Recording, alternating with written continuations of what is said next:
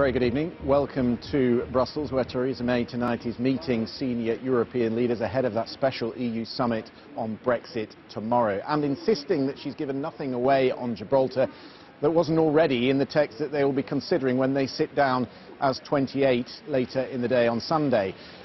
The assurances that she's given came in the form of a letter that was sent by the British ambassador to the EU, Sir Tim Barrow, and in that letter that was sent to the Spanish side this afternoon, he accepted that the issue of Gibraltar would be dealt with on a bilateral basis, and any future trade deal, if and when it is signed between the EU and the UK, won't necessarily and automatically apply to Gibraltar. Now, the Spaniards are claiming that as a victory. In fact, they went as far to say that it's the biggest thing that's happened regarding the future of Gibraltar since the signing of the Treaty of Utrecht in 1713. The British Prime Minister begs to differ.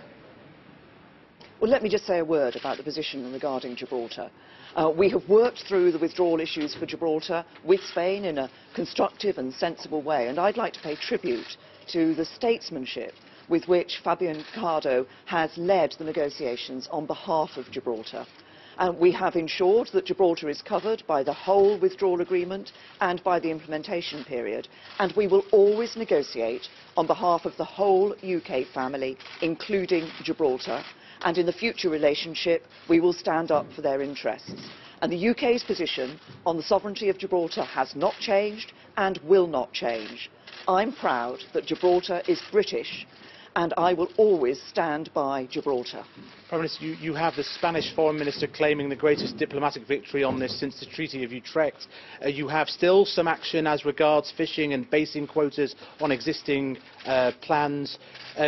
Is the danger that in trying to please some Remain voters and some Leave voters sort of disappearing down the middle? No, the UK's position on Gibraltar has not changed and will not change. We have negotiated on behalf of Gibraltar. We've ensured that they are covered by the whole withdrawal agreement and by the implementation period, and in the future we will continue to negotiate on behalf of the whole UK family, and that includes Gibraltar. I'm proud that Gibraltar is British. I will always stand by Gibraltar. Thank you. Thank you, Prime Minister.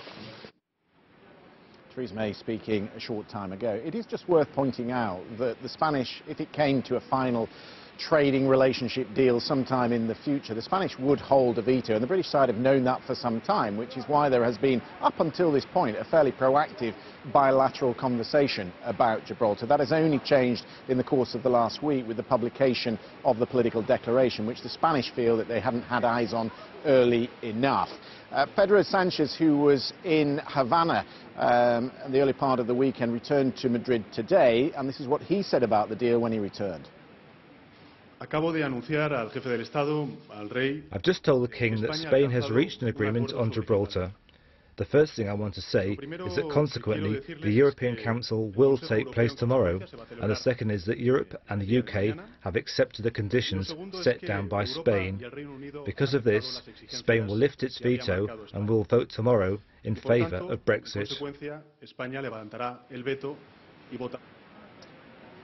So there, the view of Pedro Sanchez in Madrid. Let's go straight there and speak to our correspondent James Reynolds, who's been watching events. And what do you think the general reaction in Spain is tonight, James, over the assurances that they've got from the British side? Well, the government, of course, is reasonably happy, although it should be said that it has essentially achieved nothing more than a restatement of the position it always thought it had had in the Brexit process. The Conservative opposition here has said that the government has really missed a trick, but I think what it does for Spain is that it lays down a marker, not about the withdrawal deal, but about the shape of a future trade relationship. Because remember, as of course I'm sure you've been explaining all day, a future trading relationship needs to be approved by all countries in the EU. Spain therefore wields an actual veto on that. A trade deal would not in a first instance cover Gibraltar, and Spain says that it would have to have separate talks about Gibraltar, and Pedro Sanchez said this: in those talks we're going to have to talk about shared sovereignty. That is a long-term Spanish aim, and that is not something that Britain will want to talk about. So in short, James, there's nothing new here, but what it does underline is an existing vulnerability for the UK that was brought about by Brexit. Yes, it's not new in the fact that a future trading relationship between Britain and between Gibraltar and the rest of Spain and Spain and the EU would have to be sorted out separately from the rest of a trade deal. That's not new at all. But I think the emphasis on it now is important, and the fact that Spain says that it does want to talk about shared sovereignty in the future is something that could cause problems, because bear in mind Spain has leverage. It can say, unless we're happy with what the agreement is on Gibraltar, we can veto the entire trade deal, not just the separate portion about Gibraltar. And it is worth pointing out that they're going to make political headwind with this, James, because the Socialists are going into a very important election in Andalusia, which of course neighbours Gibraltar, next week. And the Socialists are a minority government at the moment, so every time they try to get a vote through Parliament, they have to cobble together a majority. There are elections, as you said, in southern Spain, next to Gibraltar in early December. It would have been extremely unwise for any Spanish Prime Minister to have shown any degree of weakness about Gibraltar when such an electoral test is just days away. James Reynolds in Madrid, thank you very much indeed. Well, I'm pleased to say that the Green MEP, Molly Scott-Cato, she's the Green MEP for South West England and Gibraltar, is with me. Welcome. What do you make of what you've heard and read today? Well, as you said, there's nothing really new here. We knew right from the start that Spain did have this ability to block a future trade deal. But I think what's quite concerning is that they keep bringing that forward. And today, for the first time, we've heard this mention of sovereignty. And obviously, the people I represent in Gibraltar are fiercely loyal to Britain.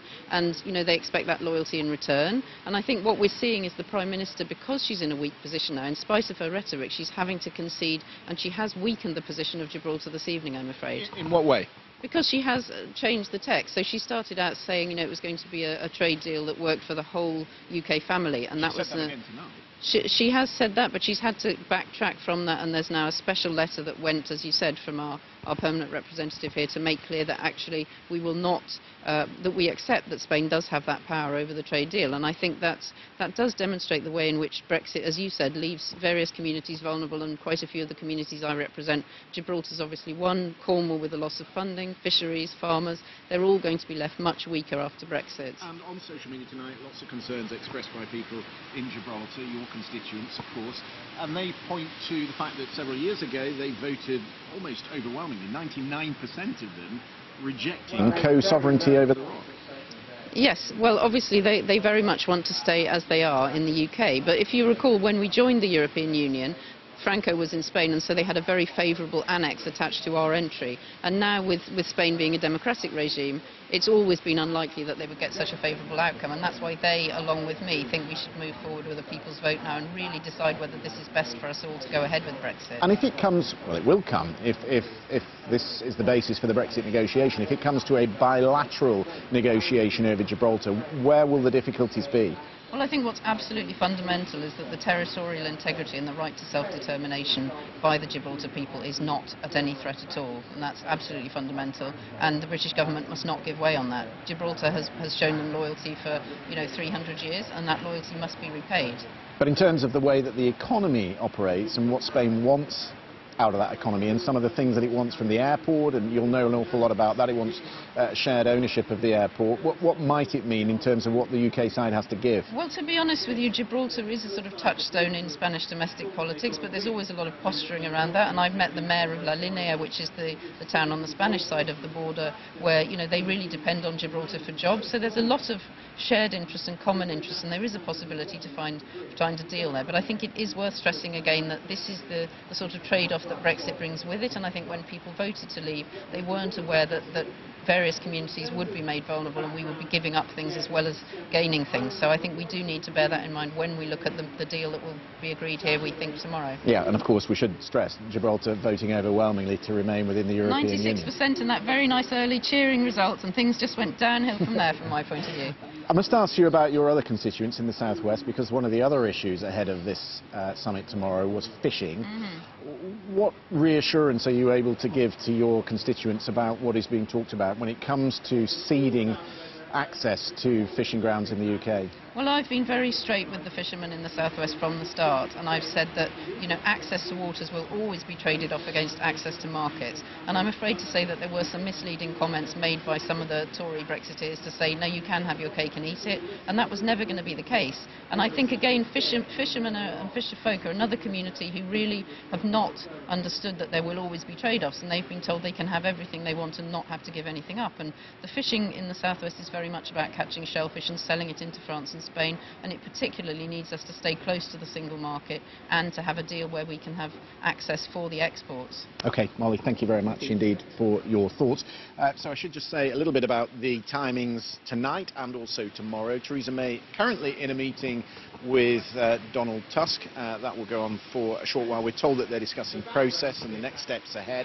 They will, of course, be acutely aware of the political difficulties that the Prime Minister is facing back at home, bearing in mind, of course, those comments from Arlene Foster, the leader of the DUP, today, saying that she is going to vote against the withdrawal agreement because they fundamentally disagree with the backstop. But tomorrow, of course, it will proceed. They will push forward these two texts, the withdrawal agreement, which is a legally binding 585 pages, the withdrawal agreement setting out how the UK will leave the EU. Separate to that, of course, the 26 pages which is non-legally binding, the political declaration, which is the framework for the future relationship. Now, there's no vote on either of those texts. This is really a case of them waving it through for the ratification process from the two parliaments, if that is to happen. And it would be in May when they come back, or sorry, March, I beg your pardon, when they come back at the end of that process, when they would have a qualified majority vote on these two texts, whether they would approve it at that stage. So don't expect any major hiccups tomorrow. Most of the leaders have seen these two texts, and we expect them to be way through probably by lunchtime tomorrow, when we expect the press conferences after that has happened. From here in Brussels, I will hand you back to the studio. Christian, thank you very much. Christian Fraser in Brussels. While Arlene Foster has criticised the deal, business leaders in Northern Ireland have been more supportive of the proposals and warned of the dangers of a no-deal Brexit. Our Ireland correspondent Chris Page has more. It's the most closely watched conference in the party's history. Northern Ireland's DUP, whose support the government depends on, are poised to vote down Theresa May's draft Brexit deal. For this draft agreement fails her own key commitments. The Prime Minister has not been able to guarantee an outcome that eliminates the risk of the introduction of the so-called backstop arrangements. Now, on the one hand, we're told that the backstop would be the best of both worlds. And on the other hand, we're told we're not going to need the backstop. And on this plan to avoid a hard Irish border, they're not backing down. Bin the backstop. And look who's become an ally. Boris Johnson in Belfast to lend his support. It's the DUP's confidence and supply agreement, he said, keeping Jeremy Corbyn out of Downing Street. It is absolutely vital that we keep this partnership going and we keep this confidence and supply arrangement going, and that we are not so complacent as to abandon the government of this country to a man whose avowed policy is to break up this country. If the backstop is used, Northern Ireland would remain fixed to EU rules, even after the rest of the UK goes its own way. Many Northern Ireland businesses are supporting the deal, putting them at odds with the DUP, who insist it undermines the integrity of the UK. Well, I think that's an argument that no one in the business community in Northern Ireland accepts. It's very seldom in Northern Ireland you see unanimity about anything, but when you find that every single business organisation is telling you something different, then I think the DUP should take cognizance of that. Well, never before has this party been so centre stage. They've been fired up by Boris and know they have the backing of the Brexiteers in Westminster. Emma Vardy, BBC News, Belfast. Well, let's hear more now about business leaders' reaction in Northern Ireland from Chris Page. Arlene Foster's message to your party conference today was that she didn't want there to be a Brexit no deal, nor does she want any hardening of the border between Northern Ireland and the Irish Republic, but she says she does want a better deal. Now, this week, a coalition of business organisations in Northern Ireland have come out in favour of the deal. They've been over to Downing Street to meet with the Prime Minister. I'm joined by Roger Pollan from the Federation of Small Businesses. You've had us all here today, as you have done for the last few years, of course. Have you heard anything from DP members or from Arlene Foster herself that's persuaded you that actually this draft Brexit deal might not be such a good idea? Well, we've heard a lot of reasons why the party feels it's not such a good idea. The business organisations are really looking at what's in front of them. They're looking at a binary choice between the no-deal option or the agreement that's been brought forward by the government. But certainly we've heard a lot of talk about how that deal might still be amended and improved. Now, we're looking at it from the point of view of business and the economy, and whether any improvements come forward that would actually assist us and enhance the situation we're dealing with. So if this deal does go before the House of Commons and it is defeated, the DUP have made it clear that at the moment they are very much planning on voting against it. In your view, how big a problem would that be? Well, that would then add to the uncertainty, because then we would be looking at not knowing what the future brings. As things stand, what the government is proposing gives us some degree of clarity. But if that fails to get through the House of Commons, then we're back to an uncertain situation, and the DUP will then be trying to bring forward amendments to that agreement, but we don't know in what way those will be received by the EU. So, do you think that there could be any chance of a renegotiation down the line in a few weeks' time? That's sort of beyond our remit. We're trying to represent what business thinks about the options that it knows are in front of it. If politics steps in and there are changes to the agreements or there are attempts to change agreements, then we'll have to assess what facts we know at that stage. But at this point, it would be just speculation. So, if there wasn't a Brexit deal at all, what would it potentially mean for business in Northern Ireland? What would your concerns be around that?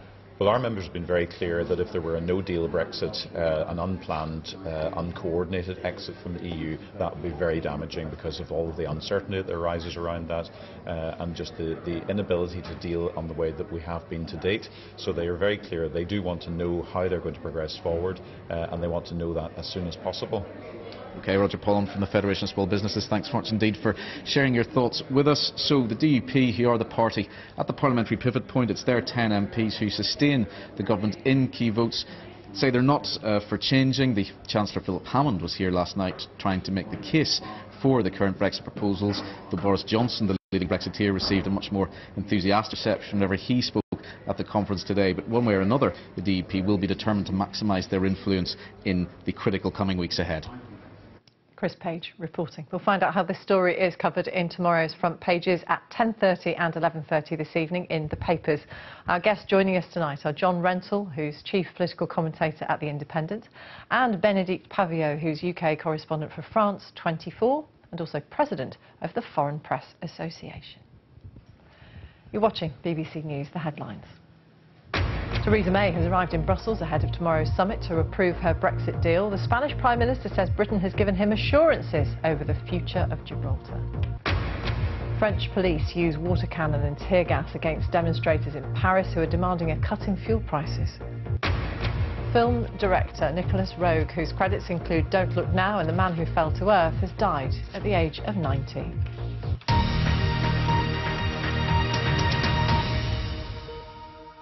Police in Paris have used tear gas and water cannon to disperse protesters demonstrating for a second weekend running against a planned rise in fuel tax. Clashes broke out on the Champs-Élysées as demonstrators tried to get through a security cordon protecting key buildings. There were 42 arrests in the capital and around 90 across the rest of France. Over the past year, the price of diesel, which is used in most French cars, has risen by around 23%. Here's our Paris correspondent, Lucy Williamson. This a reminder for France's president. Sparks can quickly ignite into flames. The Champs-Élysées, not a tourist site today, but an unofficial battleground. Protesters armed with paving stones, pushed back by tear gas, water cannon, riot police. This movement is about more than fuel prices. Its supporters tired of taxes, tired of politicians. Their slogans threatening revolution. The French authorities a joke to some. We have to pay for rent, food, insurances and telephone. What's left at the end of the month? Nothing. I don't want Macron to just cut taxes, I want him to resign. Why is it always the little taxpayer who has to pay? We've been tightening our belts for 30 years. If it gets any tighter, we're going to explode. The government banned protesters from this street today, pointing them to the Eiffel Tower instead. The far-right leader Marine Le Pen questioned why. The government says she's encouraging dissent. We are using water cannons and tear gas to push back the assailants. The ultra-right is mobilized and has answered Marine Le Pen's call. They want to attack institutions. They want to attack governing MPs. The government said no protests on this street, and look what happens. They say ultra-right elements are responsible for the violence here, but many ordinary people say they also support this movement. This protest has brought together people from all political backgrounds, all parts of France. But it's a movement with no national leader, no formal structure. Its membership and its identity hard to control. Lucy Williamson, BBC News, Paris. A man has died after being stabbed in East London. Police have launched a murder investigation following the attack in Hackney early this morning. Detectives are also questioning a man after an officer was stabbed outside Ilford train station in East London last night. The officer's injuries are not thought to be life-threatening. The National Crime Agency has issued a warning to organised gangs, which it says are behind a recent spike in illegal attempts to cross the English Channel. This morning, the French authorities picked up 5 migrants from a small boat just off the coast southwest of Calais. On Friday, 8 Iranians were brought ashore after their dinghy was spotted off the coast of Kent. It brings the total number of suspected migrants to have reached the UK this month to 101. Keith Doyle reports. These men were found in a dinghy by a border force Channel yesterday. The 8 men, who say they are Iranian, were taken into custody and interviewed by immigration officers. The day before, 14 people were found in 2 dinghies in the Channel. French authorities found another 11 suspected migrants on the same day. There's been a huge rise in the number of people trying to cross the Channel in small boats. In the past month, 101 suspected migrants have been found, including 9 people found on rocks at Folkestone. 3 boats with 24 suspected migrants, including a toddler, were picked up off Dover and Ramsgate. And 7 men were rescued from a dinghy after making a distress call. We need to see the Home Office and the French authorities work together to put a stop to this trafficking network. Nearly 100 refugees have been coming across the Channel in recent weeks. It's only a matter of time before there's a tragedy, and that's why the Home Office in particular needs to get a grip and have a plan. The National Crime Agency says organised crime groups are using these small craft to traffic people, but they're working with the French authorities to stop them. This week, 2 men were jailed for 8 years for smuggling people across the Channel. This is one of the inflatable boats they used. Most people smuggling takes place at ports, but increased security there and the calm weather may be making more people risk their lives by trying to cross the Channel in small, totally unsuitable craft. Keith Doyle, BBC News. My colleague Sean Lay has been speaking to Chris Hogben, the National Crime Agency's operational lead for tackling people smuggling. He told him that there has been a significant rise in the number of migrants in recent weeks trying to make it to our shores. I don't want to get tied into numbers of individuals sort of migrants. Our role is really to tackle the crime groups that are behind this. You are right, we've seen a real spike in the numbers of attempts across the Channel by small boats and ribs involving almost exclusively Iranian migrants since the beginning of October. We're now working with our UK law enforcement colleagues and also with the French law enforcement to try to identify the crime groups behind it and of course to bring them to justice, ultimately stopping the attempts. I would just say though that this is nothing new. We have seen attempts using small boats and ribs on and off over the last 2 or 3 years. What's really changed is the intensity and numbers. You know, we have seen a real spike in this since the beginning of October. Is that spike likely to reduce again because of the weather conditions, if nothing else changes at least?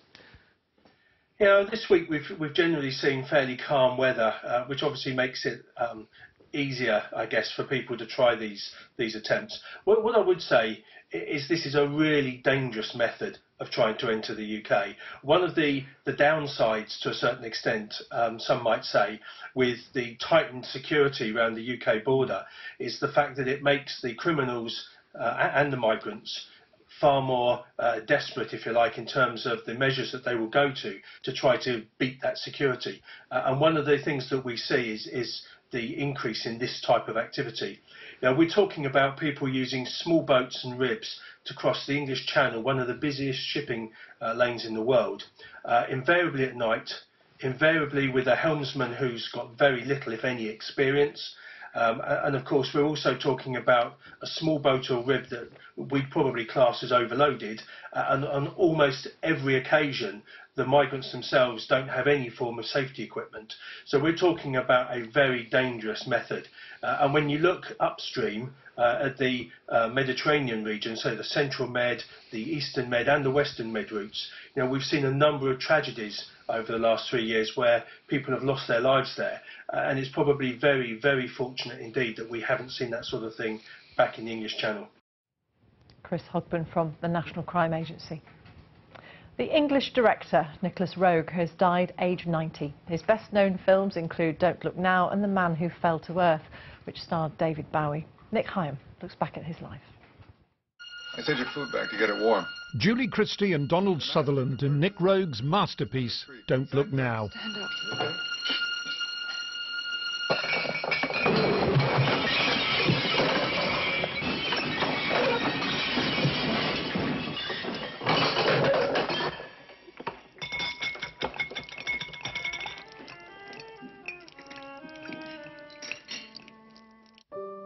It was sumptuous and eerie. As in all his films, the images by turns hook you, hypnotize you, unsettle you. He was a cameraman before he was a director. Here he is on the set of Fahrenheit 451, filming Julie Christie for the French director François Truffaut. He was director of photography on Dr. Zhivago, but fell out with the director David Lean, who sacked him. His replacement won an Oscar for work that was partly Roeg's.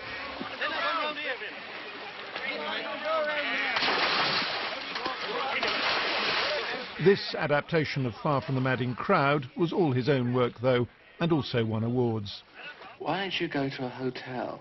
His first film as director was Performance, starring Mick Jagger as a rock star and James Fox as a gangster. I remember you in Hemlock Road, 1956. It included graphic scenes of violence, sex and drug-taking. Strong, your organ's working perfectly, but there's a part that's not screwed on. We want to drink. I can't make it any simpler. Water. He followed it with Walkabout, about two white children lost in the Australian desert. It starred Jenny Agutter, David Gumpelil, and Roeg's own son, Luke.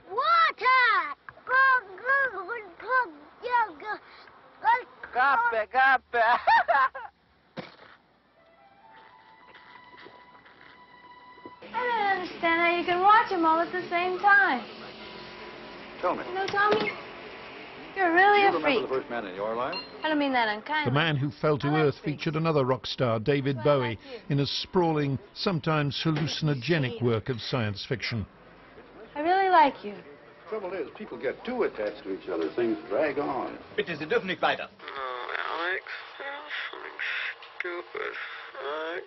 Bad Timing, a psychological thriller, featured multiple flashbacks. It starred another musician, Art Garfunkel, and Teresa Russell. Roeg later married her. That's right.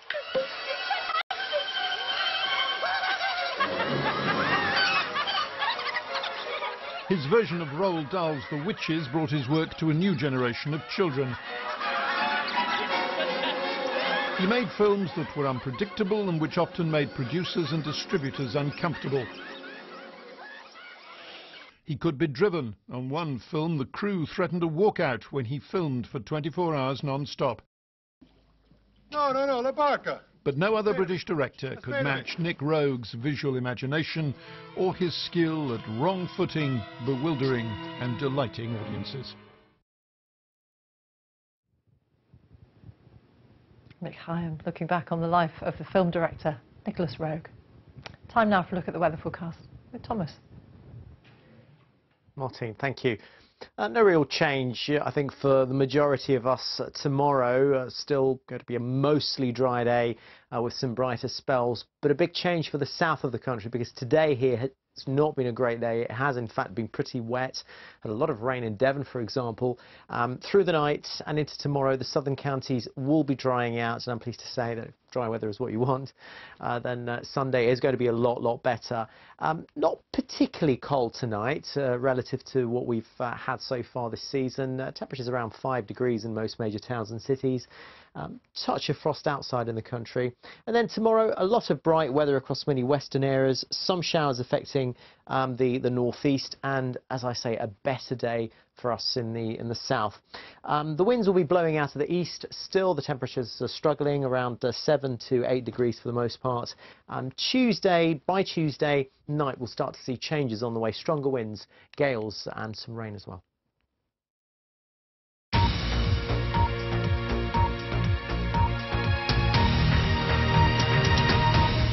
Hello, this is BBC News. I'm Martine Croxall. The headlines. Theresa May has arrived in Brussels ahead of tomorrow's summit to approve her Brexit deal. The Spanish Prime Minister says Britain has given him assurances over the future of Gibraltar. Mrs May insists she'll always stand by the territory. The UK's position on the sovereignty of Gibraltar has not changed and will not change. I'm proud that Gibraltar is British, and I will always stand by Gibraltar. In Belfast, the leader of the DUP, Arlene Foster, attacks the deal, saying the DUP will vote against it unless changes are made. Film director Nicholas Roeg, whose credits include Don't Look Now and The Man Who Fell to Earth, has died at the age of 90.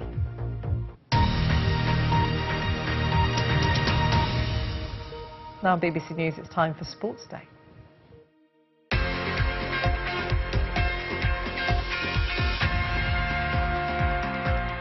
Hello there, welcome along to the BBC Sports Centre. This is Sports Day with me, Ollie Foster, and Holly Hamilton. Hello there, these are our headlines this evening. It's a good day so far for the home nations in the autumn internationals. England signing off with a win against Australia. So as you were at the top of the Premier League, wins for City and Liverpool, but Spurs, they're up to third after thrashing Chelsea at Wembley. It's still tight at the top in Scotland, but Celtic have gone clear after Hearts slip-ups. But Rangers are on the prowl. A good day for Adil Rashid and England's cricketers as they close in on a series whitewash in Sri Lanka. Also coming up in the programme, England's women go for glory at the World T20 in Antigua. They play Australia in the final later tonight. It's going to be a really good match. It's always a brilliant occasion to be involved in, and like I say, we're going to have to play very well.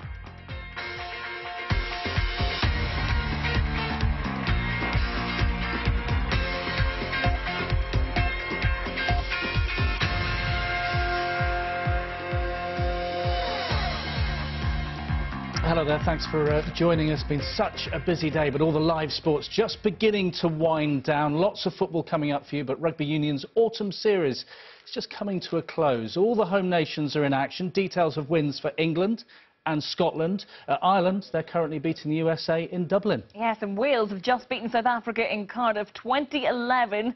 And after wins against Scotland, Australia and Tonga, well, that completes